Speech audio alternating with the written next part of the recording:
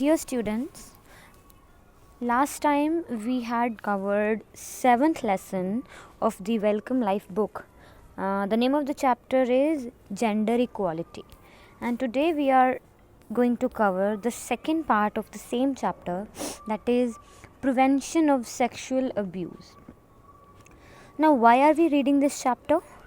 We are reading it to create awareness about gender based misconduct. सो अगर किसी के साथ भी जेंडर के बेसिस पे, हमारे लिंग के आधार पे अगर मिसकंडक्ट, अगर बुरा किसी तरीके का व्यवहार होता है हमारे साथ, तो हमें अवेयर होना चाहिए उसके लिए. तो पहले तो हमें पता होना चाहिए what comes under the category of gender based misconduct. दूसरी बात, to know the historical aspects of gender equality. So we need to also know that it is not only in the present time that we face gender inequality. ये बहुत पहले से हमारे इतिहास में बहुत सारे हमें proofs मिलते हैं that ये बहुत पुरानी बातें हैं. Nothing new there. And students to be the leaders against gender misconduct. Why are we teaching you students about this? Because you are the leaders of future. तो आपको स्टूडेंट्स को पता होना चाहिए sexual abuse and gender misconduct के बारे में, तभी आप दूसरों को भी अवेयर कर सकते हो. खुद अवेयर होगे तो दूसरों को भी अवेयर कर सकते हो, right. We have a long historical background of gender discrimination which has been witnessed in the form of sati pratha, parda pratha, polygamy and denial to widow remarriage. तो जैसे कि मैंने इंट्रोडक्शन में भी बताया कि बहुत ही हमारा पुराना इतिहास है जेंडर मिसकंडक्ट का, जेंडर बायस का. तो कुछ वाइड स्प्रेड प्रथाएं हैं जो कि कल्चर का पार्ट थी, जैसे कि सती प्रथा. I am sure you all are familiar with what sati pratha is. Basically सती प्रथा क्या होती थी, जिसमें कि अगर किसी औरत का के हस्बैंड की डेथ हो जाती थी, पति की डेथ हो जाती थी, तो उसको भी साथ ही उसकी चिता के जलना होता था. इसी तरह से पर्दा प्रथा थी, जिसमें कि औरतों का चेहरा दिखाना पसंद नहीं किया जाता था, अच्छा नहीं माना जाता था, तो उनको हमेशा पर्दे में रहना होता था. वेल उनके चेहरे पे हमेशा होनी चाहिए थी. And polygamy is multiple marriages. तो आदमी जो है वो एक से ज़्यादा शादियां कर सकता था, एक से ज़्यादा बीवियां रख सकता था.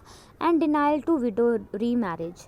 और अगर किसी के हस्बैंड की डेथ हो जाती थी तो उसको दोबारा शादी करने का हक नहीं था.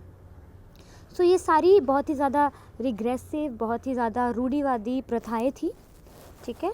एंड ये क्या थी, जेंडर मिसकंडक्ट में ही आती हैं कि सिर्फ किसी का जेंडर, अगर जेंडर पे हमारा कंट्रोल तो होता नहीं है. It is by birth, someone is a boy and someone is a girl.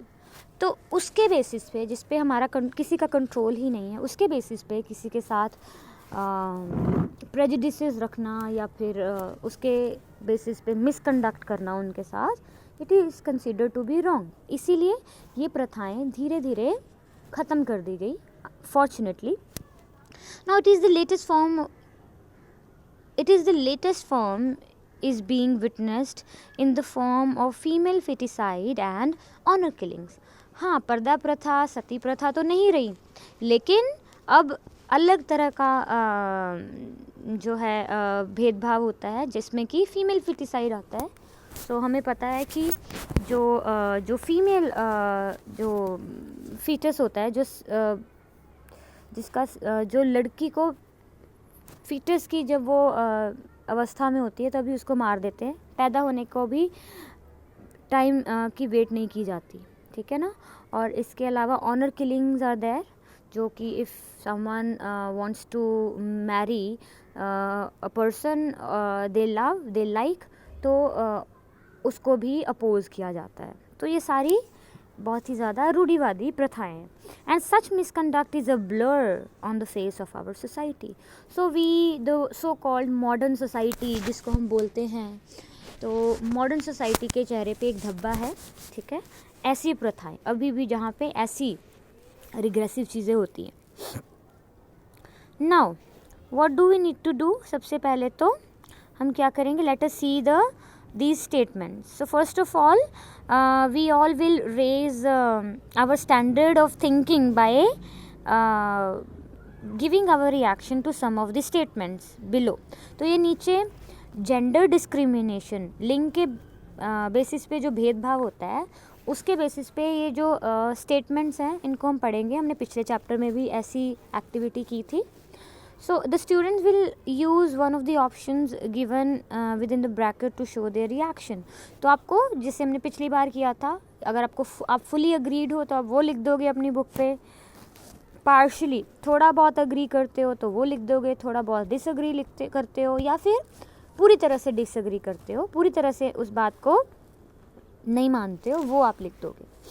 So these are, you have to figure it out बेटा. सबसे पहला है boys and girls are equal in the society. तो ये आपको अच्छे से सोचना है. You need to ponder upon it and then अपना आंसर लिखना कि क्या आपको लगता है. ठीक है, जो आप देखते हो अपने आसपास, अपने घर में, अपने नेबरहुड में, क्या लड़की और लड़का दोनों इक्वल हैं सोसाइटी में, उनको इक्वल ट्रीटमेंट मिलता है, इक्वल राइट्स मिलते हैं. सो you will right if whether you agree to it or you disagree. Number 2, girls can also do public works like the boys. तो जो कि पब्लिक में करने वाले काम हैं, ठीक है, जो कि बेसिकली आउटसाइड, जो आउटडोर जो एक्टिविटीज़ होती हैं, क्या लड़कियां भी कर सकती है. So you will write your response. If you think that you agree then put that. तो चारों ऑप्शंस में से कोई भी आप लिख दोगे. Boys and girls should get equal rights. तो होता क्या है वो तो आपने लिख दिया कि आपको क्या लगता है, क्या आपको दिखता है. लेकिन इस थर्ड ऑप्शन में आप लिखोगे व्हाट यू थिंक. कई बार हमें पता भी नहीं होता, लेकिन हमारी भी सोच बहुत ही नैरो होती है, हमें खुद को नहीं पता होता. उसमें कोई गलती नहीं होती किसी की. उस बहुत चीज़ों पे डिपेंड करती हैं वो बेटा चीज़, कि हम कैसी फैमिली में बड़े हुए हैं, कैसी हम सोसाइटी में, कैसे हम नेबरहुड में रहते हैं. तो सोच बदलने का और अपनी सोच को अपलिफ्ट करने का कोई time there is, I mean we can never be late. तो हम कभी भी कर सकते हैं. तो खुद को भी इवैल्यूएट करेंगे, हमें क्या लगता है कि क्या लड़के और लड़की को समान इक्वल अधिकार, इक्वल राइट्स मिलने चाहिए. Fourth question is, boys and girls should have equal duties towards the society. So what do you think about it? And the fifth one, boys and girls should enjoy equal status in all aspects. तो हर तरह से दोनों को equal status मिलना चाहिए. ठीक है, इसके बारे में आपको क्या लगता है? Right? So this is the activity. इसको आप करोगे अपनी सब बच्चे अपनी कॉपी में, अपनी बुक में इसको लिखेंगे एंड देन इवैल्यूएट करेंगे.